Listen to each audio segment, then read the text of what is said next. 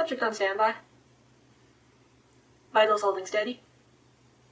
Commencing trial in 3, 2, 1.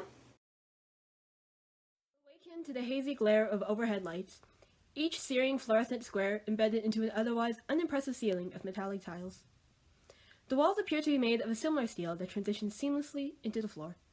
Speaking of which, those same steel tiles are freezing your back as you lie against the ground. Why are you on the floor to begin with?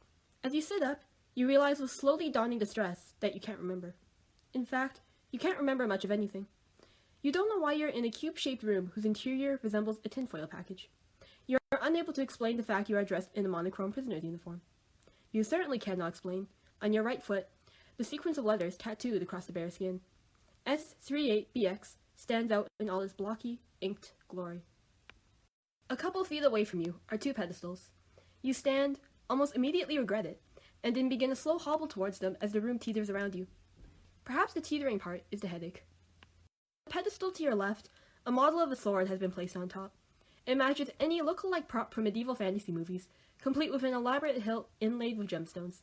To your right, the pedestal contains an intricate model of a futuristic gun.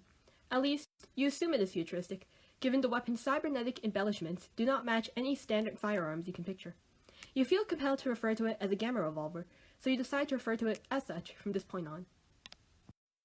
When you attempt to pick up the models, they are firmly fixed to the pedestals. However, each pedestal has a rectangular shelf cut out of the middle. When you examine the shelves, both of them contain a glass cup filled with clear liquid. You glance up, glimpsing flickers of scarlet at the corners of the room. You have the distinct feeling you are being watched. It seems the presence behind the camera is waiting for your decision.